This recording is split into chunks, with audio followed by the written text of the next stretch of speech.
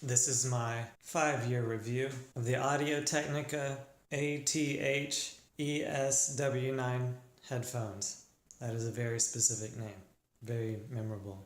The first thing I'll say is that the earpieces fold flat, as they are now, which is great for packing into slim bags so you don't damage them. Also, having adjustable earpieces like this make it easier to go on all-day headphone marathons, because then when your ears start hurting, you can just adjust the angle and it will relieve the pressure on your ear, so you can just keep on listening like a champ.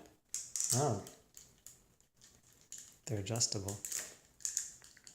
Over the years, there was some wear on the pleather on the headband, but I think it's acceptable. They're 5 years old. Pleather don't last forever. As a precaution, I rubbed some oil on the pleather on the earpieces just because I didn't want those drying and rubbing off too.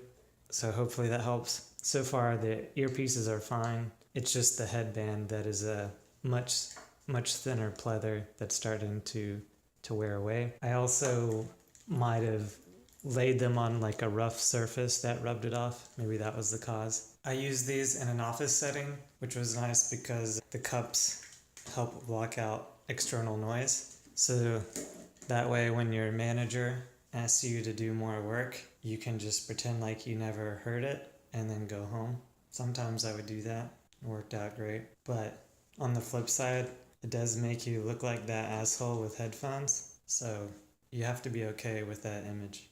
The wires are really thin and flexible. They don't get in the way. You barely notice them. And they're really tough. I'm honestly surprised they're still intact because I ran over them with my rolly chair. I thought they were surely done for, but nope, they held together. So good quality wires, even though they're so thin.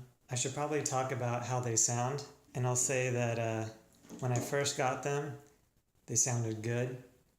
And then, as time went on, maybe like halfway, so let's say 3 years in, I'd say they sounded pretty good. And now, 5 years in, I'm going to say that they sound good. I know you audiophiles probably aren't happy with that description of their sound. So I'm just going to read a little bit of a review that some audiophile wrote to appease you. The instrumental separation could be better, but the wider soundstage helps. It is smooth and lush with good vocal presence. It is rather transparent and treads a fine line between being slightly recessed and slightly forward. The treble is not as crisp, sparkly, something about beefier, super oral.